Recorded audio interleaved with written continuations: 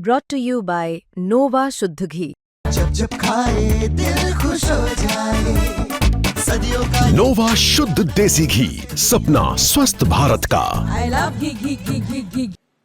राहुल गांधी और जो ऑपोजिशन है वो जेन जी प्रोटेस्टर्स की बात कर रहे हैं कि हिंदुस्तान में भी शायद जेन जी यूनाइट हो करके कुछ करेंगे बड़ा। देखो, जिनको नेपाल से इतना प्रेम है वो जाके नेपाल में रहे। रोज नेपाल की बात करते हैं। अरे भाई, भारत कहाँ है और नेपाल कहाँ है? हमारा छोटा भाई है नेपाल। मैं मानता हूं कि भाई देखो, हमारे इतने सालों के ऐतिहासिक रिश्ते रहे, लेकिन कहाँ नेपाल है, कहाँ भारत है? भारत ने कितना विकास कर लिया है। हम दुनिया की चौथी सबसे बड़ी अर्थव्यवस्था बने। आज हमारे युवाओं के लिए प्रोटेस्ट के लिए समय नहीं है। हमारे युवा आज स्टार्टअप इकोसिस्टम में काम कर रहे हैं। हमारे युवा एआई में आज काम कर रहे हैं। हमारे युवा बेस्ट ऑफ द इंजीनियर्स है। हमारे युवा बायोटेक्नोलॉजी में काम कर रहे हैं। हमारे युवाओं ने दुनिया को व्यापित कर लिया है। सिलिकॉन वैली चले जाइए तो हमारे युवा है।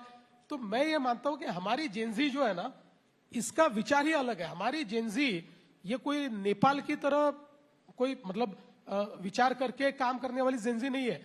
और इसलिए राहुल गांधी को जो लगता है कि उन्होंने झूठ बोलकर देख लिया, सारे हथकंडे लगाकर देख लिए, अब राहुल गांधी एक प्रकार से हतप्रभ है।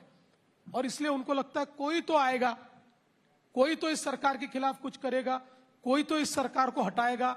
तो अब उनको ऐसा लगता है कि जेनजी को मैं अपील करूंगा।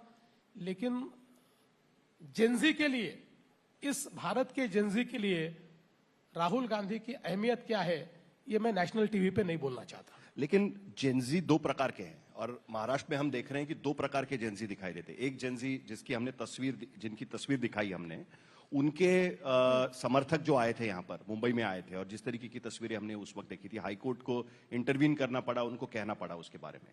इसी तरीके के प्रोटेस्ट अलग अलग कास्ट के आज की स्थिति में महाराष्ट्र में हम देख रहे हैं। बंजारा समाज बोल रहा है कि हमें आदिवासी आरक्षण दीजिए, धनगर समाज बोल रहा है हमें आदिवासी आरक्षण दीजिए। तो ये जिसे कहते हैं ना, पैंडोराज बॉक्स खुल गया एक तरीके से। एक आपने प्रॉब्लम सॉल्व किया, उसके बाद दूसरा इशू यहां पर खड़ा हो रहा है।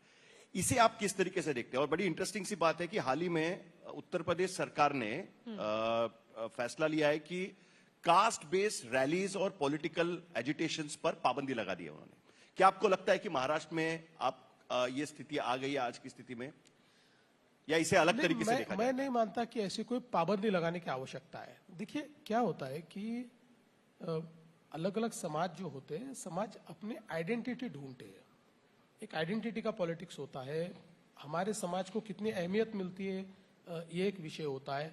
किसी एक समाज के बारे में आप जब फैसला करते हैं तो अन्य समाजों को भी ये लगता है कि भाई, क्या सरकार हमारे लिए भी इतनी सीरियस है, क्या हमको भी इतनी तवज्जो दी जा रही है?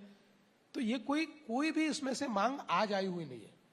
ये 30 सालों से, 40 सालों से, 50 सालों से मांगे चल रही है।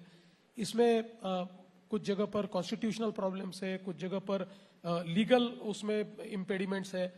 लेकिन चूंकि समाज की एक मानसिकता होती है, समाज की कुछ आवश्यकताएं होती है और समाज की कुछ मांगे होती है, तो मैं ऐसा मानता हूं कि उसको एड्रेस किया जाना चाहिए। और मैं हमेशा प्रयास करता हूं कि इसको मैं एड्रेस करूं। ये मैं नहीं कहता कि हर चीज को मैं सॉल्व कर पाऊंगा, क्योंकि संविधान के बाहर, कानून के बाहर, उसके दायरे में रहकर ही मुझे ये सारी चीजें करनी पड़ेगी।